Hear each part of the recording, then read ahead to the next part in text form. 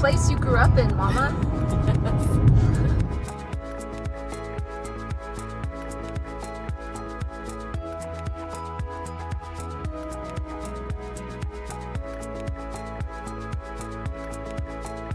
We're going to a castle, and we're in California, not Italy.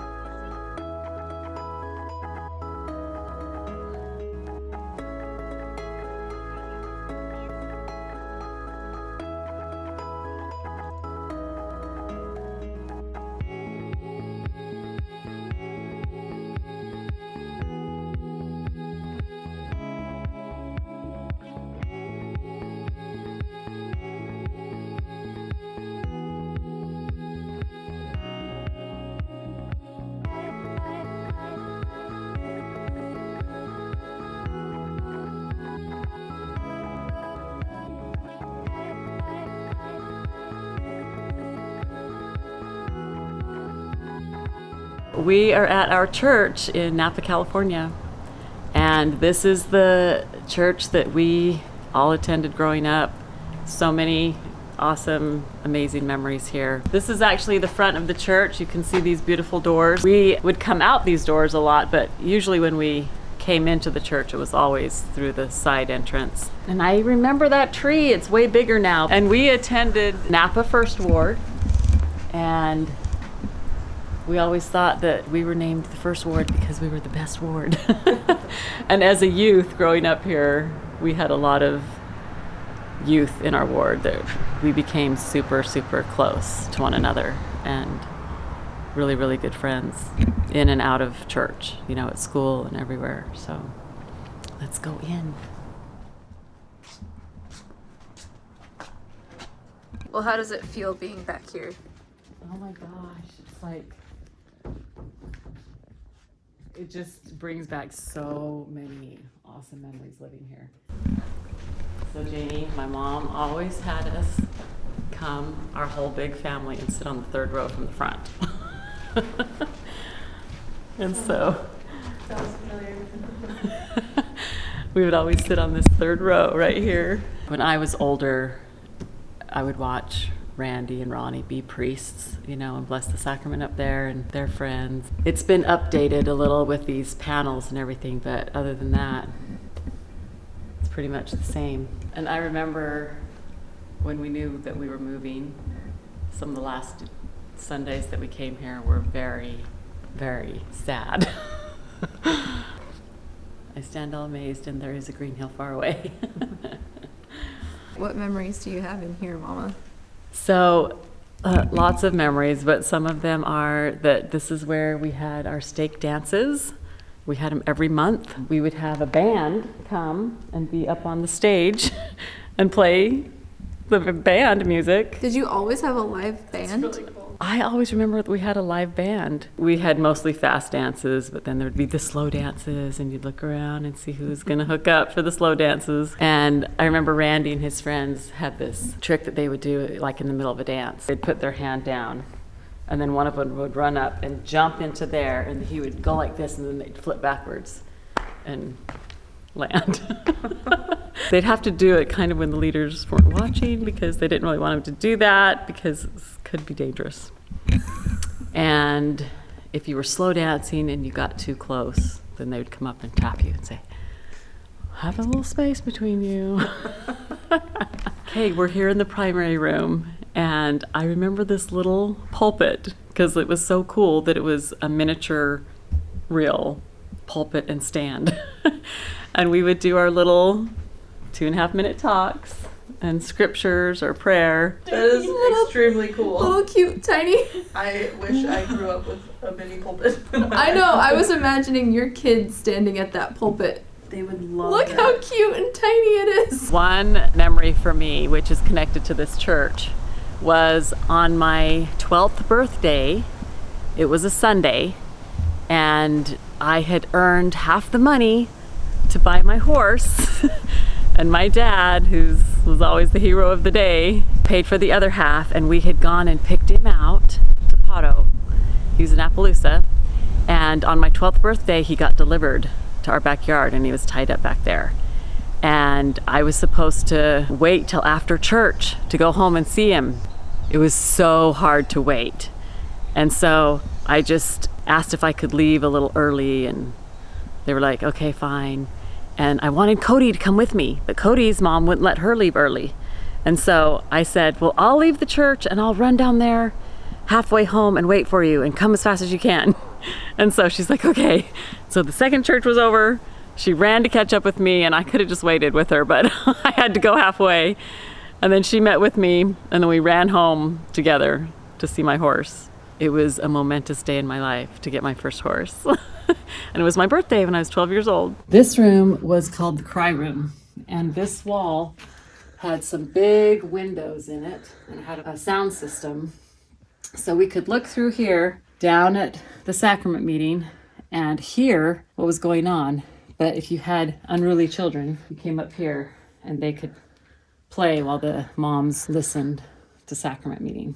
And I remember bringing Laura Ann up here lots of times and being in charge of her and letting her play around and listening to the sacrament meeting on the speaker so that my mom could stay down in the chapel. Nice. All the stories that I've heard from my childhood of Grandpa doing scouts and all the dances. Festival and the stake dances and going to seminary and all of our youth activities, everything was here. This was the only church. And there were 3 wards and then 4 wards at the time. And we were Napa First Ward. Our lives kind of centered around the church and the church activities that we were doing.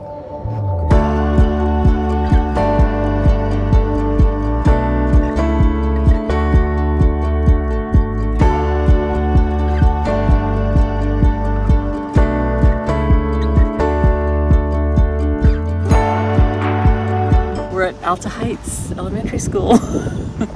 I went K through 6th grade here.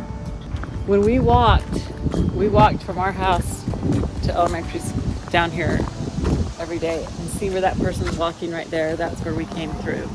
Back up through there. The 6th graders always got to take a field trip to San Francisco and go out to Alcatraz.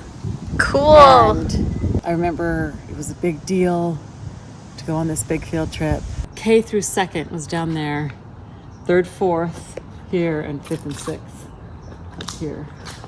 And just like most of the schools in California, just a lot of outdoor stuff. Like it's not all built into one building. But you can't step on the lines either. Let's go Dons. Guess where I am? Silverado Junior High. They've fixed up the little football field. It's got a nice track and football field. The classrooms, where we used to eat lunch. When I was in 9th grade, and Ronnie usually did it on one of the game days because I'd be in my cheerleading outfit. In one of these classrooms right here, he'd bring his friends in and say, I want you to arm wrestle my sister, but you can't beat her. And they'd be like, I can totally beat her. You were in 9th and they were in 8th grade. Yeah. And so we'd sit at the desk and have an arm wrestle, and I could always win all of them. Still at that age. And Ronnie thought it was so cool. I don't know if he had bets on it. He liked to just see them get beat by a girl. Went to 7th, 8th, and 9th grade here, and when Randy was in 7th grade, we would still come here a lot too and watch him play football or do track and stuff, and so have a lot of memories here. So this is Queen of the Valley Hospital in Napa, and this is where Ronnie, Stephen, Danny, and Laura Ann were born. And I remember coming here when Danny was born and when Laura Ann was born, and being in the room with Grandma holding her new baby. We were all worried about Danny when he was being born because he was feet first, and we had all fasted and prayed, and they had thought of doing a C-section, but back then it was like once you had a C-section it was rare that you would have another pregnancy, and so they had carefully decided that they would try to do a vaginal birth with Danny coming out feet first. And they actually took an x-ray of him right before so that they would know exactly what position he was in. Anyway, this is the hospital. And if you guys remember the road map that Grandma made on a big piece of canvas, Grandma B made, with all the roads and tracks and little houses. I remember that. Well, Yeah. part of that has the Queen of the Valley Hospital Oh, on it, and it looks like this. She drew it to look like that. that's so cool.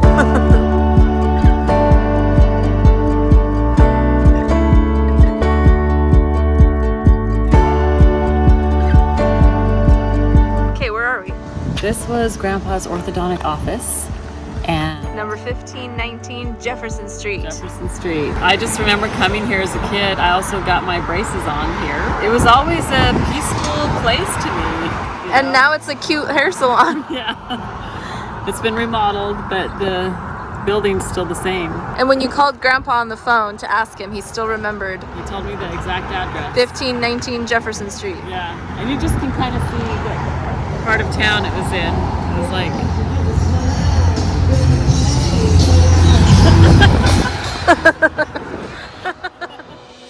November 1965. We have purchased a building lot at 540 Montecito Boulevard in Napa, California. It is a beautiful location on a hill overlooking Napa Valley. It is really exciting and at the same time, a little scary. We probably won't be ready to build until next summer. We want to take our time so our ideas can grow, and we will make as few mistakes as possible. There are 3 big oaks on one side of the lot and a huge bay leaf tree growing up out of a massive bed of rocks on the other side. This is quite a challenge to our architect. Because of the trees and the hill and the 4 different views, it will take some thought to plan a house just right. June 1st, 1967, Thursday, 540 Montecito Boulevard, Napa, California. This was a very special day in our lives. We dedicated our new home. Thursday is always our family home night. After the lesson, Paul gave a beautiful dedicatory prayer. He prayed that we would always have Heavenly Father's Spirit here. He prayed that we would open our doors to the stranger and less fortunate, that we and they might feel His Spirit and perhaps want to investigate further. He prayed that we might open our doors and provide our home as a setting where our friends can come to draw closer to each other and to Him. He prayed that we might always be able to find here a sanctuary from the pressures and cares of the world, that we might all try to create a spirit of love and peace. We are deeply grateful for such a beautiful home and want to share it with others. May we always have a home sweet home. Where are we going, Mama? Oh my gosh, we're going up Montecito Boulevard. And in a minute we're gonna pass where the Bradfords used to live. Okay, that's where Uncle Bill used to live, right there. Look, Montecito Boulevard. Oh my gosh. Okay, Sarah. Keep going. Here it is. Turn left. Okay. Oh my gosh, here's our house. So this is what Grandma designed. There it is. And see that mailbox? Grandpa built that. Is that mailbox right there? Yeah. Still there. You'll notice Wow. we have those tiles on our pillar by the Napa house, or by Salem The house. Salem house. And this is a bay tree. This is the track. This is the sidewalk that we rode I've off. seen pictures of that. Our tricycles round and round. There's the trees. Tree tag trees. Oh my gosh. There's our deck. Sarah. It's this tree, Sarah. That's the bay tree, the bay leaves. See all this rocky cliff stuff? This is all over. Right up through here. You just climb up through here, and there's the Fry's house. Right through the trees. So fun. It's crazy how it's not updated really. It looks the same. It totally looks the same. What a beautiful place. I remember To we grow always up. we would park our big camper right here, and the big truck was parked here. My first day going to Silverado Junior High, Randy and I are standing by this mailbox. Oh my gosh, it's so old. Grandpa built that. Grandpa built this, and Randy and I are standing by the mailbox, and he wanted me to stand down here so he could stand up here, so we'd be the same height. So I had these like wedges on. It's an interesting design. Yeah, it's really cool. that Grandma chose. It would be so cool if we could go in, because you get to see the original back cave. Wow, this is where it all started. That would be really cool.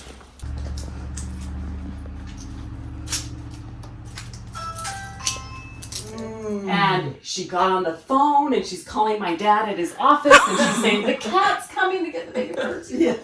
And Oh, that's the cat was just like, nothing's gonna distract me. Oh. And it just walked right up and got those baby birds and Got just ate them. Oh. Sad. Yeah. Like the cabinets and everything look And the look, same. this is how you turn the oven on right here. And I would cook oatmeal for everybody every morning.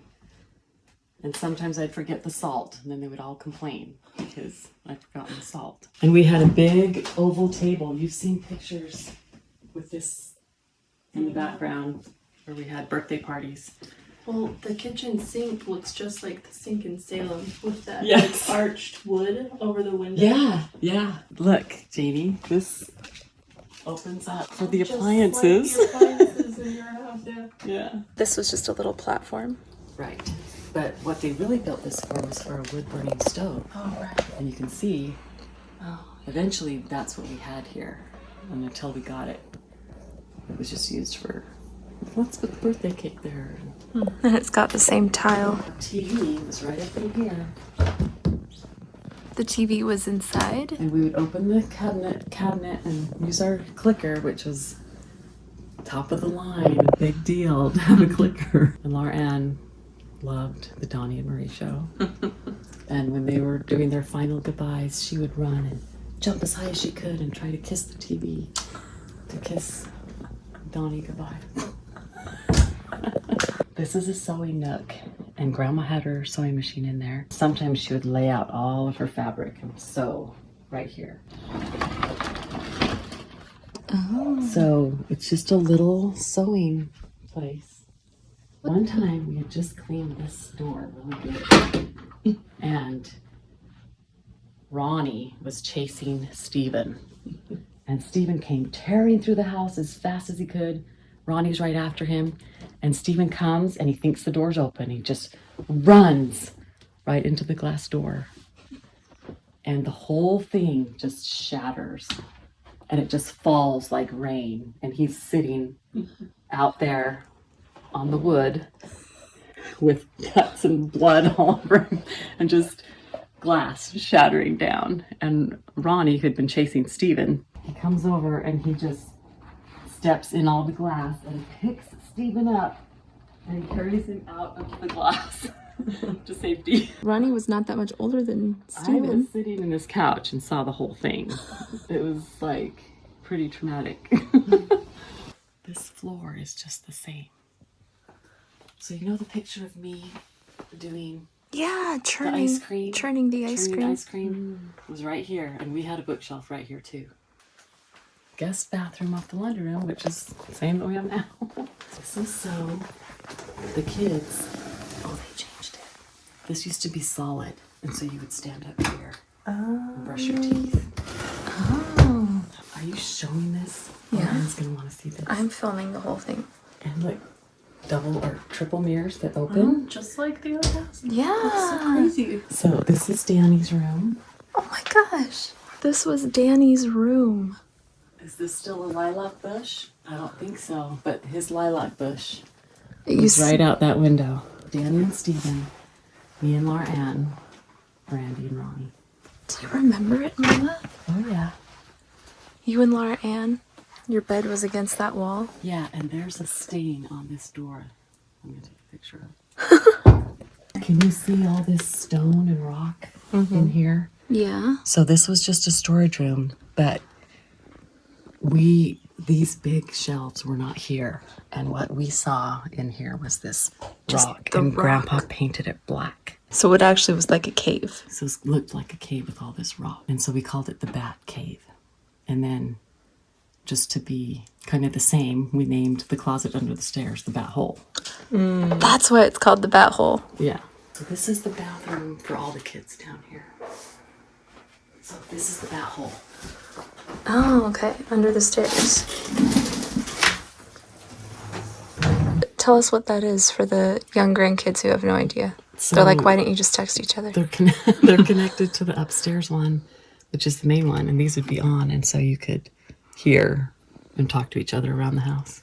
So Grandma could be in the kitchen and talk to Randy and Ronnie through the intercom and tell them to come upstairs. It's definitely a 70s thing. Amazing. Is that a door to the outside? That's a door to the outside. And sometimes Randy's friends would sneak in.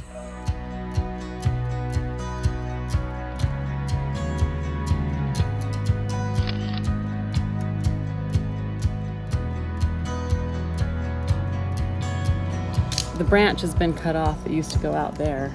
Grandpa built a tree fort right up there. And so we'd get up on a rock and hold on to this big rope and swing out and swing all the way over and land up here in the saddle. Imagine how fun as a little kid riding your tricycle or your bike or pulling your wagon around and around this loop. And we had our whirlybird in the middle of the grass and also a little jungle gym for a while. And we played out here every day. And it was nice and enclosed area for kids. So this was our side yard. Oh, so there is grass and a nice flat yard too. Yeah. And we had a basketball standard right here. And just this little cement, it's the same. This little cement place with a basketball thing. Oh, here's the trail up to the Fry's house. Look at that. Look at these cool wooden stairs that go down there. Does that look familiar too? Yeah. And just to have a walkout basement with the 3 bedrooms downstairs. Yeah, Can you see how it's similar. So similar.